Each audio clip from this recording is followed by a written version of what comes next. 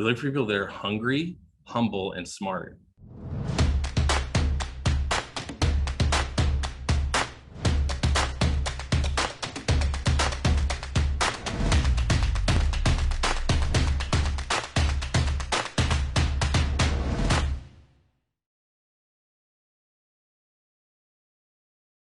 What's your philosophy to revenue leadership, and how has your life impacted your approach?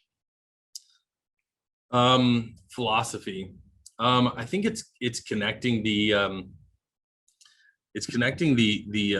outlook of the organization and specifically the need to generate new revenue streams and new go-to-market streams to the business model that's already more sustainable. So, being able to connect to the foundation and then build on that, I think as a leader on the revenue side of the business, and one of the things that separates being sales specific versus, a more general revenue leader, it's being able to take that connection of what the foundation is and the part of the business that's most sustainable and has, helped the organization get to a certain point, and then taking and building on that to create different risk profiles and areas for improvement, right? And I have lots of analogies, but one that I use to represent this is it's like the development of a river, right? The depth is usually in the breadth of products you offer and the ways you think of new ways to sell the same thing or to sell more. The width of the river typically applies to the geos or the different types of people you sell to, right? So you can get creative with the way you productize and the way you generate revenue with your existing customer base, and that makes your river deeper.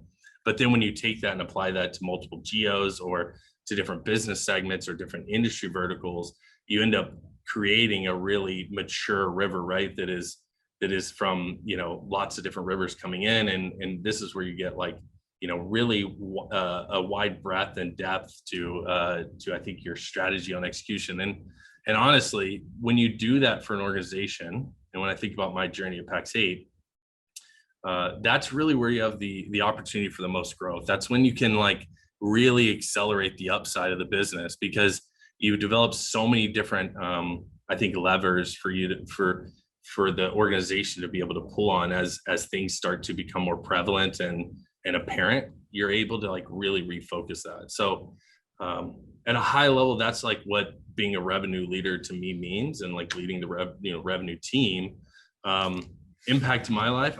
I think about this stuff all the time. It just comes innately to me. I love being the tip of the spear and developing new markets and kind of pioneering, the organization. It was one of the reasons I aligned with our international strategy. Is, it was one that we knew we were eventually going to expand, but the ability to grab a hold of that and make it my own and have a truly deep impact to the organization was really appealing. And I knew it had a huge had the opportunity to have a huge impact to where the organization goes over our journey as we continue to grow.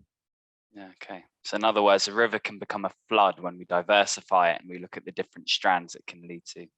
Yeah, I mean, listen, it's a lot easier to deal with a lot of water than to navigate a drought, right? Because you're channeling and figuring out how do you manage and mitigate challenges, but having a plethora of anything is easier than having a shortage of something. So I think that's an incredibly valuable thing to think about is, how does this really impact and drive the ability for the organization, right?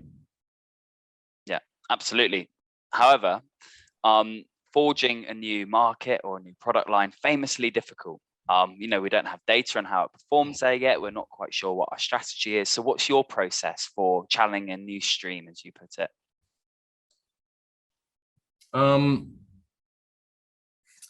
Yeah, I guess if I touch on the answer I had to, revenue, I think, so if I back up, I like to take other people's ideas and drive those forward. So with that in mind, I find a lot of value in expanding on the different things that start to come in as ideas and being able to iterate and redefine those things, right? And there's a process to this development when you talk about product, or you talk about new markets, or you talk about new industries, right? Those are kind of the three pillars of at the most core level. That's where you look at ways to expand, right? Do we sell a new product to our existing customers?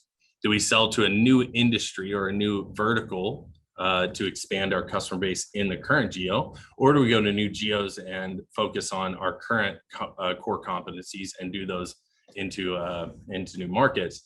That process to really double down, I think, focus on it is a blend. It's a really delicate blend between qualitative and quantitative. It's being careful not to get too far into analysis paralysis, right? Don't get stuck looking at the numbers. Desktop exercise is really important to validate your initial ideas and to look at the impact, right? Because if you think about the investment it takes to develop something new, it comes with utilizing human capital and financial resources.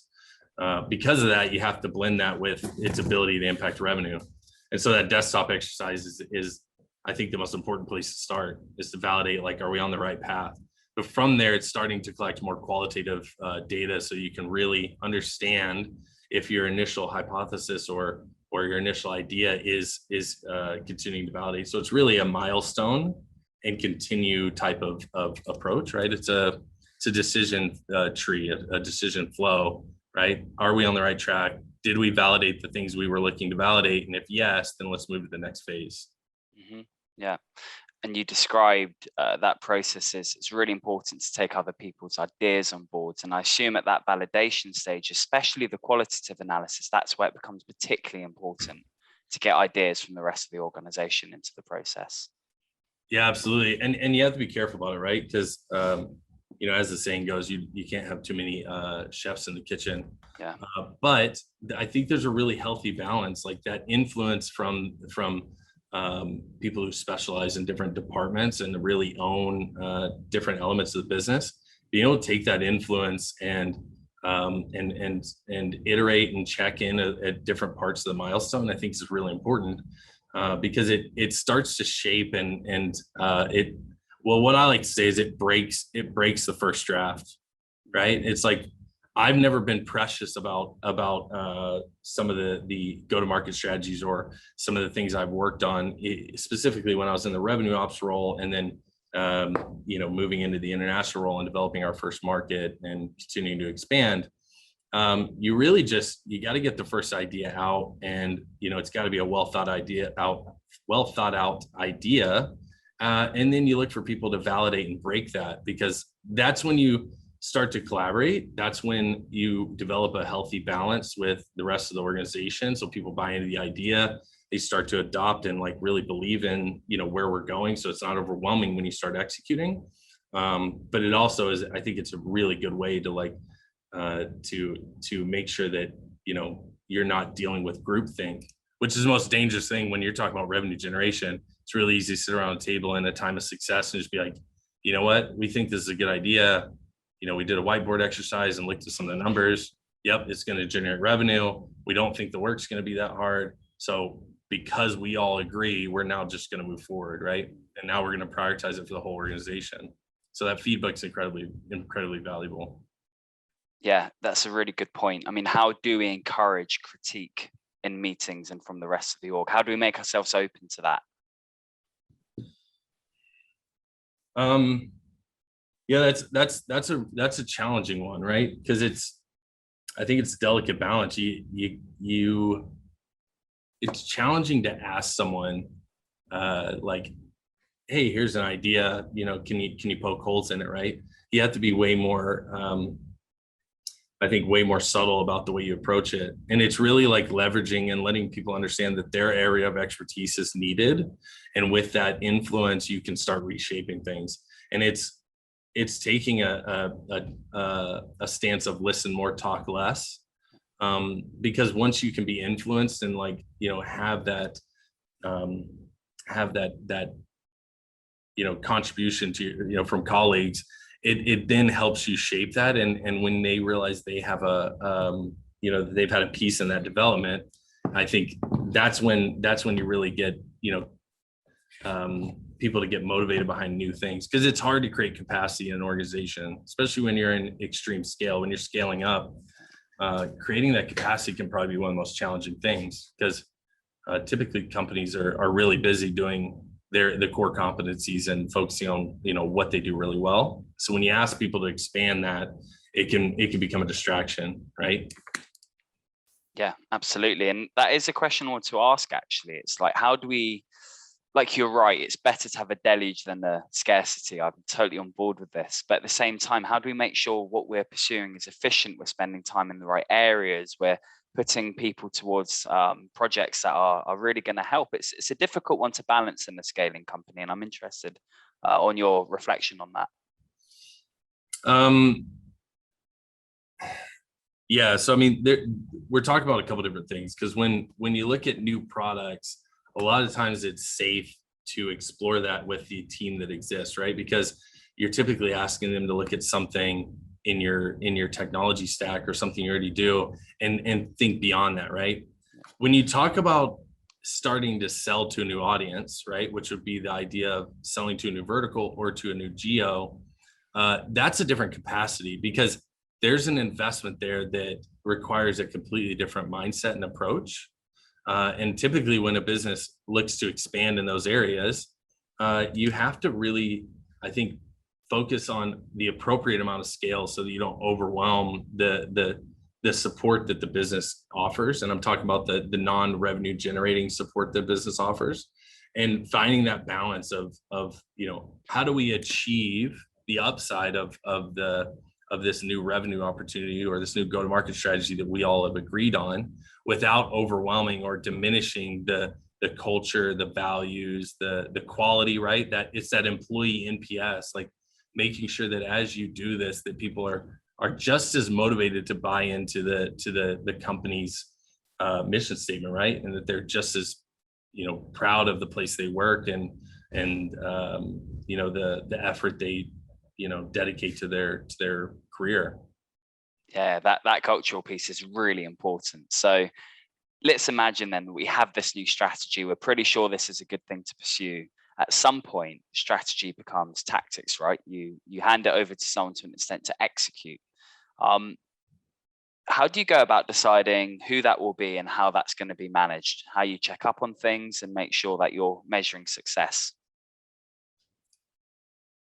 Yeah, so I'm very passionate about the difference between micromanaging, macro managing, and it's the difference between managers and leaders.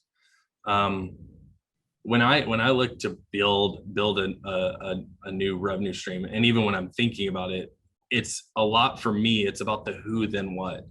There's a lot of great books about this on leadership. If you're getting the right people to buy into the new initiative or to buy into the core business as it sits today, and you get the right people on the bus at the right time, they will find ways to add value even outside of maybe their specialization. So hiring a sales leader really early in the process before their sales reps or account managers to manage can be seen as wasteful. But in all reality, their influence and impact to the business and to the discovery process and iteration, once you've decided to expand, it actually helps with that expansion strategy, that go-to-market strategy. And back to the cultural piece, it actually will help mitigate any challenges of diminishing your culture, because you give ownership to people that come in early. Now, to answer your question more directly, when you talk about the tactical side, because I like to be hands off and give accountability where people earn it and they accept responsibility because of they're the right person first. You quickly validate an idea, you start building it, you start proving that it works, and then you start putting in processes and building for capability or capacity to increase that. But you give the ownership to the people that are coming in and going to actually execute that, right? And so very specifically, when we talk about international expansion, it's not coming in and saying this is the PAX 8 way, right? It's coming in and saying, hey, this is what makes our company special in Denver, Colorado, and in the whole of North America. But we've hired you as the individuals, we've hired you as the leader. We want you to make this your own, right? We just want to help you understand what has made us work and what makes our company special. And we want you to take ownership on this initiative, right? So now with responsibility and with that alignment to the vision of the company, now you have a lot of motivated people driving towards the success metrics, right? And so it's not just about their individual numbers, right? They care a lot about how the company's doing, right? No matter how they're performing on a month-to-month basis. And I'm referring more specifically to sales roles, but it kind of spans across the whole organization in that, new division or new territory, because that buy-in is the most important piece of that transition, where the culture is maintained and maybe even uplifted, and you're allowed to you validate your capability to shift from strategic to tactical and start working on the next iteration of expansion, either with that thing, which could be, like I said, geo, vertical, or product. You can continue to iterate and double down on that expansion strategy or that growth strategy while letting people execute the tactics. Yeah, great dissection. Thank you. For me, one of the most intriguing parts about this is you keep on mentioning we align the people to the company, the business strategy. We make sure they're in sync. And there's a human element there, isn't there, about what drives individuals. Really interested to hear how you sync such a complicated thing like that with something like a business strategy, how we make those two things align, the things that make people wake up in the morning with the reason that the business exists and where it's going. Well, I mean, it PAX 8, and specifically one of the things we look for, extensively from the leader all the way down to an entry level like sales role or SDR, we look for people that are hungry, humble, and smart. Because if you have this aptitude to learn and to be driven and connect your why in life to your career. Because to be honest, a lot of companies talk about having a healthy work-life balance, and we promote that, extensively at PAX 8. But your work becomes your life, and your life becomes your work as much as you try to divide it, right? And you try to talk about it like it's this thing that can just be separated like marbles, right? Or rocks, right? You can't separate it that easy. So it's allowing people to buy in and have the right attitude with their why, and helping them associate that with the direction of the company. And during their time at the company, they'll be fully bought in because of that, right? Because everyone has a different journey. Some people will come work for a company like PAX 8 and be here for more than a decade. Some will spend 2 to 3 years.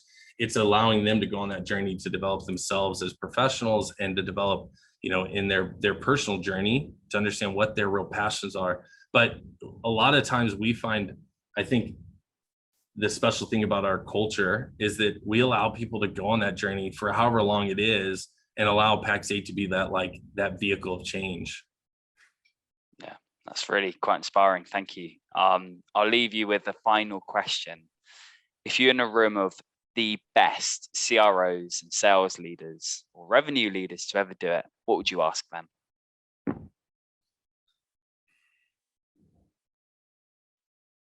That's a really good question. I think the thing I would ask would probably be, how they balance the next thing with the current thing, right? Because it can be really easy to lose sight of the foundation and the sustainable business unit, right? It can be easy to constantly think about pushing to that next thing, right? To be, ready to be the explorer that sets out to develop the next territory, literally and figuratively, right? Or the next, revenue stream, and just continuing to find ways to uplift the company and, hit aggressive growth strategies. I would be, I think, really amazed by the feedback from a question like that. How do you make that delicate balance, and how do you not become distracted and forget about the things you're building? Because you go through this process to get the company behind a new strategy, and everyone buys in from a leadership level. And when you start building that scale and you start adding human capital, and you add finance, and or you get financial commitment, and you have all this plan in place, and then you start building it, right? And this is where it's, I think, that very important line between letting tactical go once people start executing. But it's important to stay involved at a high level. And it would be amazing to hear how other CROs approach that, right? Because it's a challenge we have at PAX 8, right? But other companies, go through it, and I think it's one of the most elusive parts of being a CRO is balancing the next thing with the current thing.